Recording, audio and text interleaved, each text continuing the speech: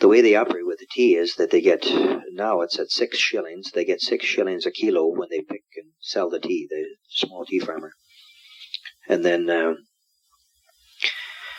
they get a bonus every November. So last year the bonus for each kilo was something like 13 shillings. So they got a total of 6 plus 13, 19 shillings a kilo for their tea. And it takes about 4 kilos to make a processed kilo of tea. So the raw material for a kilo of tea is about 80 shillings or $2.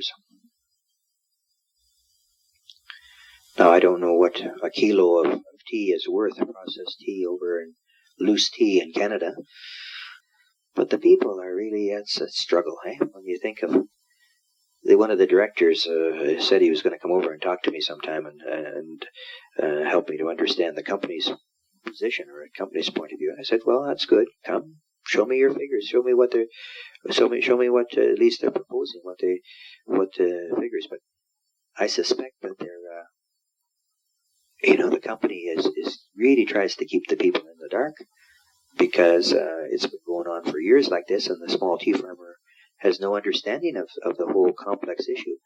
But there are some people now that are becoming more adamant and more knowledgeable, or at least they're getting information about how other factories operate and how some private factories are even, like I understand with the private factory, what they're giving is someplace in Kenya, this is what the quote anyway, they say, is that they give, rather than 6 shillings a kilo, they give 18 shillings a kilo. And then later on, when the bonus is added on later on at 7 shillings, so they get up to 25 or something shillings a kilo, whereas here last year they got 19. So that's significant difference. And they also get the money right at the beginning, not at the end of the year. See, these companies, if they sell, the small tea farmer sells, say, tea in November, well, by the time it's processed and then goes to market at the auction in Mombasa, the world market, they say it could take up to 3 months before it's actually auctioned, sold. So rather than giving the money to the tea farmer at that point, after 3 months, the bonus, the extra, when they know what the actual price the tea sold for, then they wait until the following November. So they have that money for 9 months in a bank. At whatever, I'm sure they would get 40% interest on the money. Even when I took that money out of the bank, the commercial, and put it into Barclays from those 2 prayer houses, and they said, well, why didn't you talk to us? We could have given you a deal.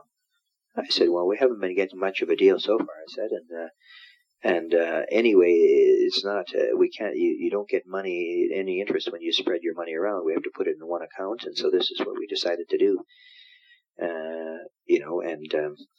Well, anyway, they were saying there, the bankers saying, oh, it's not a fixed thing where it's just a certain amount of money. If you negotiate, you can always, you can bargain and see if you can get a better interest, Well, I'm sure the tea company, with the billions of shillings that they have, I'm sure they can go to one bank to the other, and I bet you I'm sure they make, 40% interest on their money.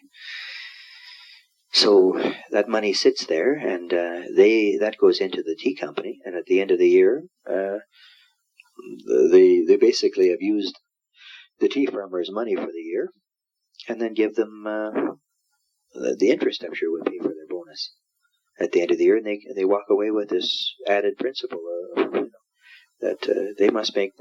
I'm sure they make a killing on this whole process,